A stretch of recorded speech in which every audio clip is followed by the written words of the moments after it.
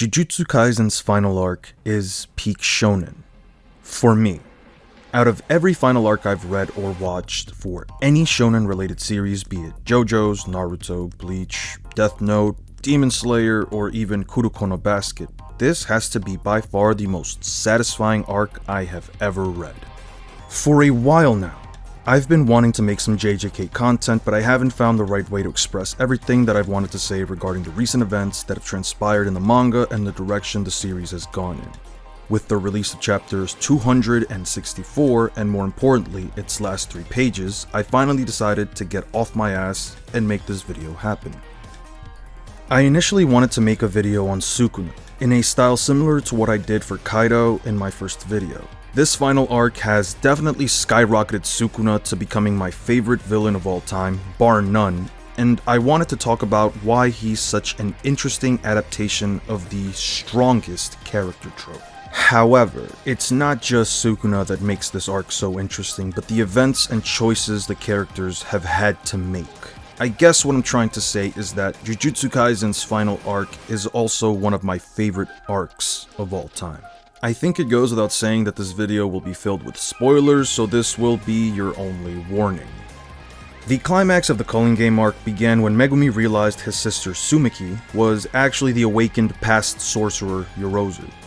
As she escapes, Sukuna makes his move and says "Enchain," swapping control over Yuji's body. His binding vow with Yuji prevented him from hurting anyone for a minute, but this didn't include Yuji. He converted all of his cursed energy into his finger and fed it to Megumi, causing a second reincarnation within him. This leads to a few clashes with Yuji, Angel, Maki, after which he escapes. Gojo is released from the prison realm, a date is set up for the final stage to take place, and then we get one of the craziest fights in the story that essentially boils down to the 2 strongest characters in the verse throwing nearly everything they have at one another. I say all of this because I want to primarily focus on the events that occur after Gojo fights Sukuna. Specifically, what it takes to kill Ryomen Sukuna. Sukuna is a character that instantly garners the attention, respect, or fear of anyone that's even remotely close to his vicinity. A powerful entity that may have been human at one point is now the undisputed king of curses. But why is he called that? What exactly has earned Sukuna this title? Is it because of his curse technique Shrine? His ability to use domain expansion without creating a barrier? His ability to see and comprehend other characters' curse techniques? Maybe it's his divine aura.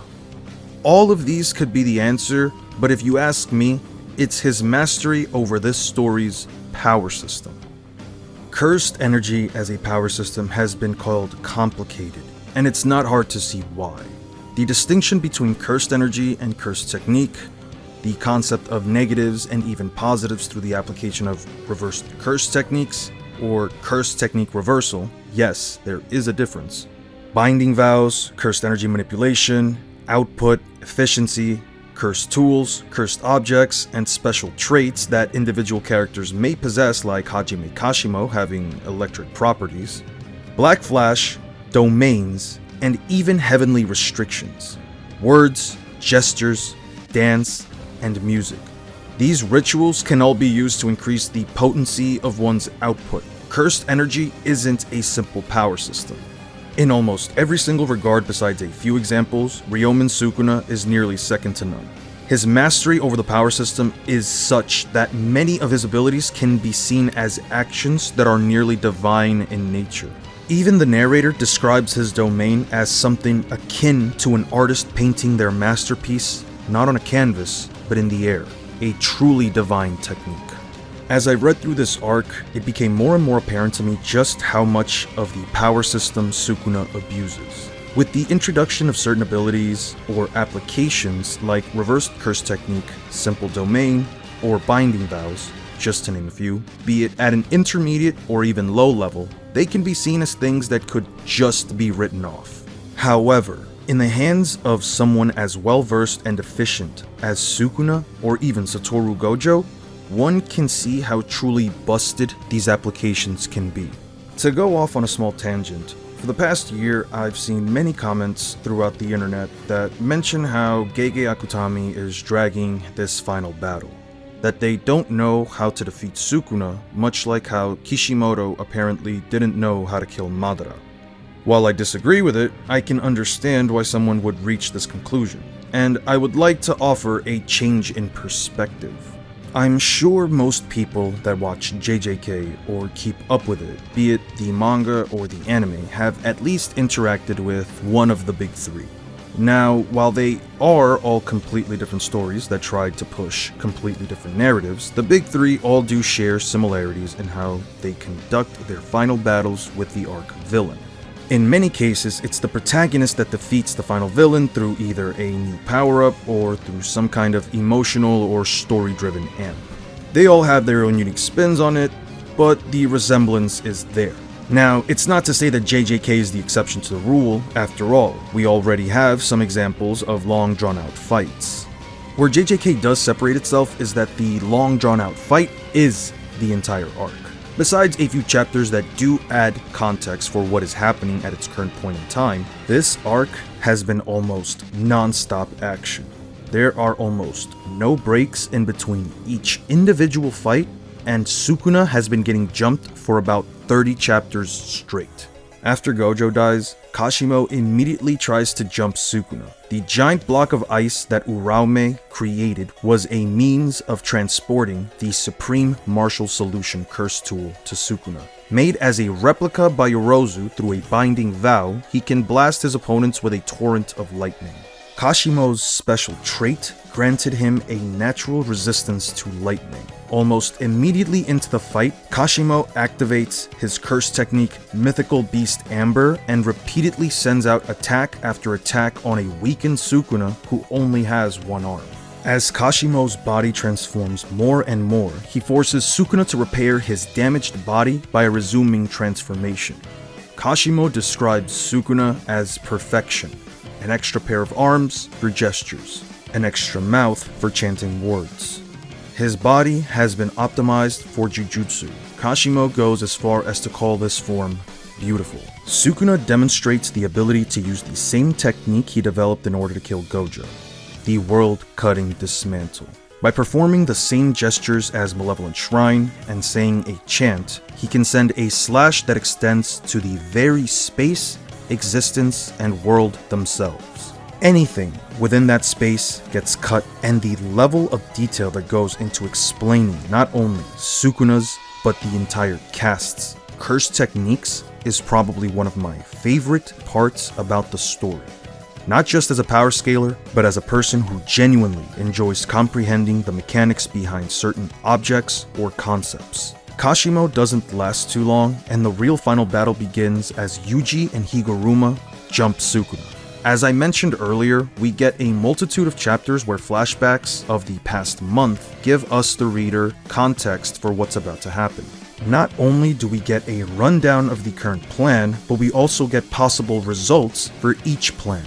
The attention to detail coupled with the short but effective explanations for the more technical side of the story is one of the things I appreciate about Gege's writing style. There is a big slowdown in the story when we get to Kenjaku's final battle. While I can't say it's my favorite part of the arc, it is one of the most interesting choices Gege could have made in regards to a final battle involving his main antagonist. Kenjaku ends up fighting an unfunny comedian named Takaba, and through a domain expansion that puts the pair in comedic simulations, Kenjaku ends up enjoying his time with Takaba. Then Yuta shows up and jumps Kenjaku. The humor isn't meant to be funny, and it can feel like it's dragging, but I'm willing to forgive it because it is an interesting concept for a fight, and Yuta doesn't need much to kill an off-guard Kenjaku. Back to the real fight. Sukuna does not care about Higuruma's technique. He simply wants to see the Executioner's sword, which can kill the target in one hit. He notices Yuji's punches are strange, and because the death penalty is placed on him, he gets his cursed tool, Supreme Martial Solution, confiscated. All of the players that jump Sukuna are there to ensure Higuruma can land a hit. Sukuna stands on business. Not only is he the fastest person there, but he throws Higuruma away from the others so he can deal with him one-on-one. He gets to Higuruma first and is impressed to see Higuruma can interrupt and resume his curse technique's effect after using domain amplification. Both the narrator and Sukuna compliment the 2-month-old sorcerer by comparing his potential to Gojo, and his ability to wield his curse technique almost as effectively as Sukuna. Sukuna decides to use the world-cutting dismantle and commands Higuruma to heal it. This is one of the coldest moments I've read in a long time. He expects Higuruma to use RCT since he's already shown this much promise as a sorcerer and will kill him if he doesn't meet his expectations. Heal or die. Yuji tries to distract them, and the crazy part is Higuruma does use RCT to land a killing blow on Sukuna, but the King of Curses just had to cut off his own hand to avoid it. Kenjaku's death resulted in a failsafe, where Sukuna could now activate the merger, which would result in a giant cursed spirit that could possibly destroy the world, but only after he kills all of the players in the calling game. The players only have one option left, and it's to kill Sukuna. Yuta arrives to jump Sukuna, and we finally have a chance to see the King and Queen of Curses run the ones. Considering everything we've seen up until now, it's not hard to see why Yuta immediately went for his domain expansion, True Love. Sukuna responds with a hollow wicker basket domain that will negate the sure hit effect of Yuta's domain. This fight really helps emphasize Sukuna's knowledge when it comes to cursed energy. He figures out that Yuji's punches are targeting the boundary between his and Megumi's soul. Each punch decreases Sukuna's cursed energy output and physical control. Even after getting hit with multiple punches from Yuji, getting slashed with a copy of his own cleave, Yuta ripping out his second mouth's tongue, Yuji's blood erupting on his face, losing a hand and getting blasted with a copied maximum output Jacob's Ladder, Sukuna chants the verse for the world-cutting dismantle and rips Yuta in half. This loop of players jump Sukuna, Sukuna beats players, players jump Sukuna, Sukuna beats players can be seen throughout the entire arc. But what keeps it from feeling repetitive is that every single player that jumps in either lowers down Sukuna's health bar or causes a distraction for either Yuji or any of the other stronger players. Their plan of beating Sukuna through attrition and numbers becomes more and more apparent. If it isn't already obvious, they don't get a second chance after this. Gojo took the 10 shadows from Sukuna. Kashimo forced him to resume transformation, leaving only RCT to heal damage. Higuruma got a hand, and Yuta took both an arm and his second mouth's tongue. Maki jumps Sukuna and stabs him in the chest with the Soul Split Katana. A more severe wound than all the others he's faced so far, and even Ino is trying to get a lick in. Maki is the most interesting person on that battlefield to Sukuna. Her very existence denies Jujutsu, and he now has something to prove as he wants to confirm that only Jujutsu is worth turning into strength.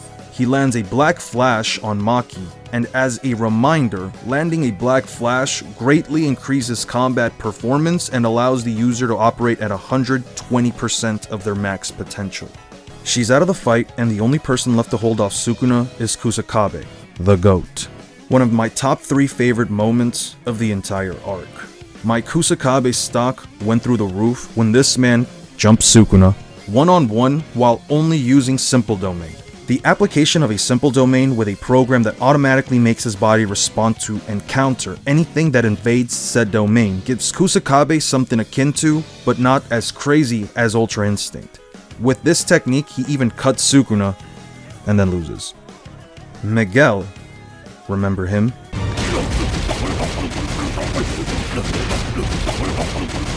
Makes a comeback with his partner LaRue, and he helps out the players.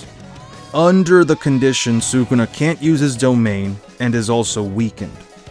These very reasonable demands were met, and the pair jumped Sukuna. Yuji, Chozo, and Maki all come back to jump Sukuna thanks to the opening Miguel and LaRue left. Sukuna lands another Black Flash on Maki after they have a quick clash using the air itself as footing, and his output increases once again after landing a third Black Flash on Chozo. Yuji is the only player left that can hold off Sukuna, and with a final assist from LaRue,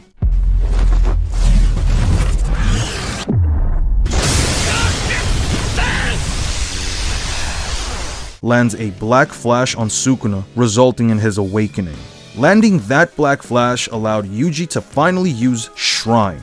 Though it works differently than Sukuna's, the two sorcerers land a Black Flash on each other, but Yuji decides to one-up Sukuna by landing 7 Black Flashes back to back. Sukuna finally regains his domain and uses an impromptu domain expansion for 99 seconds.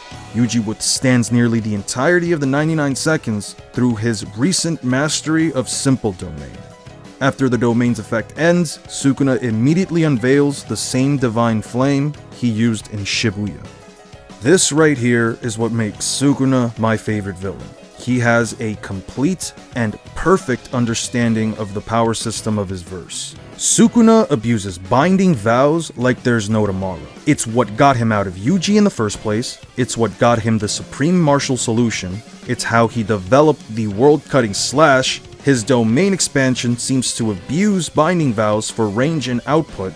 By placing a binding vow on his divine flame, which is slow and has short effective range, he can tie it directly to his domain expansion as a follow-up to instantly kill anything within the domain's range.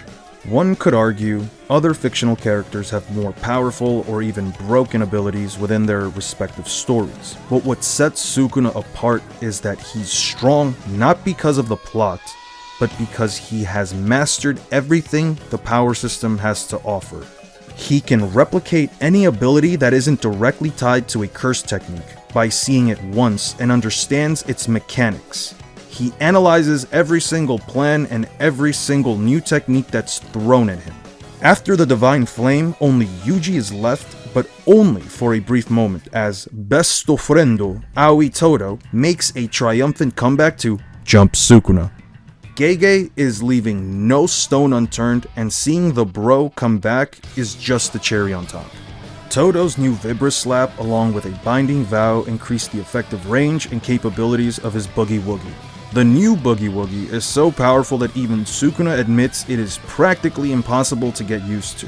Yuji lands an 8th Black Flash and Sukuna attempts to use domain expansion, but he catches a glimpse of a ghost. Sukuna laughs in excitement as he apologizes to Yuta for thinking he wasn't capable of stooping down to Kenjaku's level and using Gojo's corpse. At this point, the players have thrown everything, including the kitchen sink, the foundation of the house, and the ancient indigenous burial ground that was resting beneath the house at Sukuna. Yuta copied Kenjaku's curse technique and took Gojo's body, thus becoming a monster himself. This puts into perspective the extremes someone like Yuta is willing to take in order to kill Ryomen Sukuna. Sukuna quickly makes Yuta understand what exactly went down during his previous domain clashes with Gojo. Even with one functioning arm, Sukuna applies so much pressure on Yuta that he can't use Hollow Purple.